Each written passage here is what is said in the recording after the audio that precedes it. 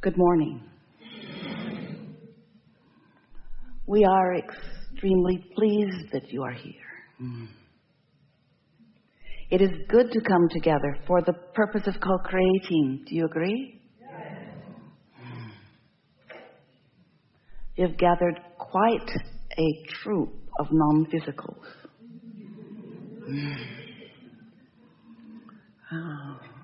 There's extra enthusiasm for you, not because you're special.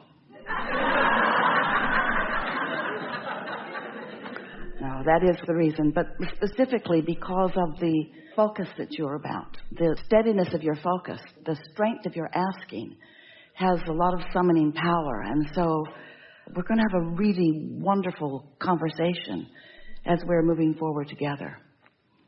We like to ask if you know what you want, not because we expect you to figure it all out in this moment forevermore, but because it's a very good statement that causes focus within you that is very helpful.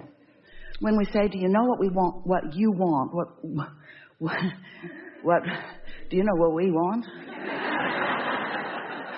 Well, we are a we. Do you know what you want? What we are wanting to cause to happen within you as you contemplate that question is that you just sort of settle into the now. Not into forevermore and not into everything that has been, but into the now. What is your desire for now as the physical part of you and the non-physical part of you has an extra strong communication? Because that is certainly what is happening in this room. And as the time goes by, you'll feel it even in a stronger way. A more comprehensive, meaning awareness on your part of the blending between you and you. And that really is what happily ever after is about. So many people, not meaning to, pinch themselves off from who they are with habits of thought. That's all beliefs are. Habits and patterns of thought that hold vibrational content that is resistant in nature. And because the thoughts are familiar, they don't even realize they're doing it.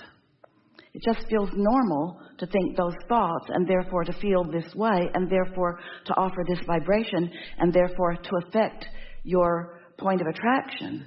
And that point of attraction not only includes the things that you're asking for and the people who will show up in your experience, but it includes your own relationship with your own inner being. Your point of attraction, we want to give even a better phrase to that. It's your point of what you're letting in. You already did the work. You've already done so much step one-ing, which is the asking part, which comes about from the sifting and sorting of life.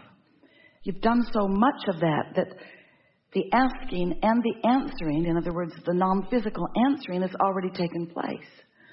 But when we talk about your point of attraction, what we really mean is your physical human point of attraction. You see, you already ask and launched rockets of desire, and your inner being, who is a big part of you, who remains non-physically focused, has already attracted the cooperative components for whatever it is you are asking for.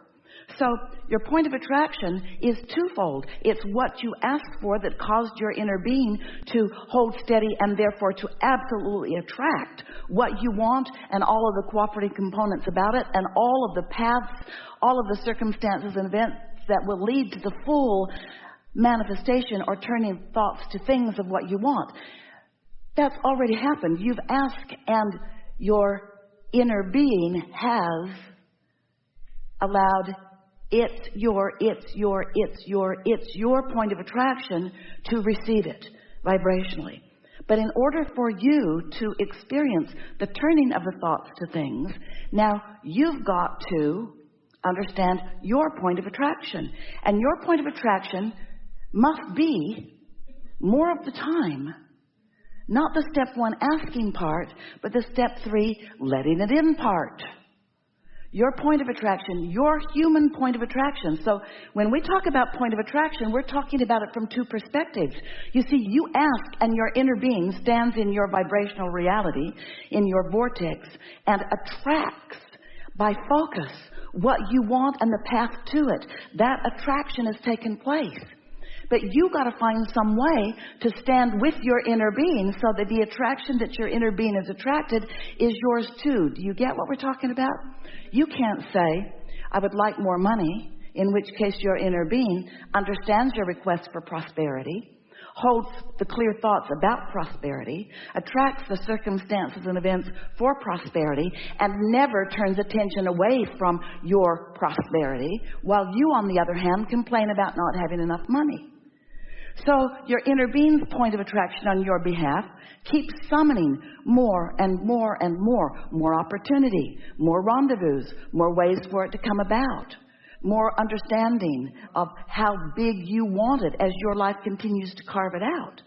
But that point of attraction, while it matters and it is so big and it is truly remarkable, if you don't do the step 3 part of the equation, if you don't find some way of softening your resistance, which means releasing beliefs that work against you, then even though you're asking continually, it's so interesting to watch. You ask because you don't have something that you want, and it comes to your inner being. But because you don't stand with your inner being often enough, because you complain rather than appreciate, then you stand without knowing you've got it, even though you've got it. And you say, well, maybe my inner being's got it, but it's not in my bank account. And we say, yeah, it's on its way to your bank account, but you're holding it up because while your inner being is focused upon your prosperity, while you are not, you put yourself in a vibrational place of not allowing the blending between you and your inner being. And doesn't that feel even more significant when you understand that your inner being holds all the things that you want? It's worth making a little bit of attention to blend with all of that. We're not just asking you to blend with the non-physicals like us. We're asking you to blend with what you've been asking for. We're asking you to blend with the vibrational frequencies that put you in the receptive mode, that give you the wherewithal, the clarity, in order to focus yourself along this path of unfolding. Most humans don't give a rip about the path of unfolding. You just say, put the car in the garage and leave it at that. Put my lover in the bed and I'm good. But what you have to understand is you put it in the vortex. Now you've got to get it out of the vortex and into your life experience. You're the one that has to turn these vibrations to thoughts, and these thoughts to words, and these words to impulses, and these impulses to actions, and these actions to the things that you've been asking for the states of being that you've been asking for. You hold all the cards. You're doing all of this creation for you in this experience. You are doing the asking, which matters so much. The laws of the universe and your inner being and all the magnificent God force energy is focusing those things into beingness, getting them ripe and ready for you to bring it all the way home.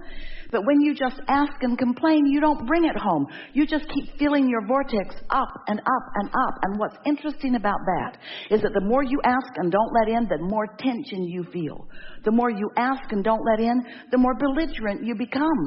The more you ask and don't let in, then the more you blame everybody else about it. And so in these days that we are together, it is our desire that you come into full recognition that you create your own reality. That you, through the life that you live, through the sifting and sorting, come to your own important and personal conclusions about what you want. And you launch these rockets of desire. And then your rockets of desires are tended to by the energy that creates worlds. Tended to by those who love you and know you and want your well-being. But you've got some stuff you got to do. You got to do more than do the contrast thing, which makes you ask. Once you ask, you got to find a way of believing what you ask for. You can't stand in disbelief of what you're asking for and have any opportunity to turn those thoughts to things. And you know what's so much fun? Turning thoughts to things. It's so much fun to be moving in the direction of what you're asking for. In fact, we're going to be so bold and accurate, especially accurate and bold. We're going to be so bold and accurate as to say to you, bold and accurate, as to say to you that the only place that satisfaction comes from is you allowing your thoughts to move in the direction of your desires. Because when you ask and don't let it in, you feel terrible. Split energy is awful. Don't you know that? Think about the things that you feel indecisive about. Aren't those miserable subjects? And people say, well, have you made up your mind? No, go away. Well, you need to decide pretty quick. Well, no, well, I get that. I want to decide. But my energy's all split. Well, stop it. Don't split your energy. Well, beliefs do that. Beliefs split energy from desires all the time. You don't believe that you can be or do or have anything, but your inner being does. So you're split from your inner being. Oh, you believe some things. You believe some people can be or do or have anything. And you don't like them very much. And that's another split. You want to be prosperous and you hate those who are. That's a split. You want to be clear-minded, but those who are, sometimes you feel jealousy. That's a split. You want to love, but sometimes you hate. That's a split. In other words, you got to do something about your split energy if you want to be happy. And once you do that, everything that matters to you will flow into your experience with such ease. We've enjoyed this interaction immensely. We hope it was worth the drive.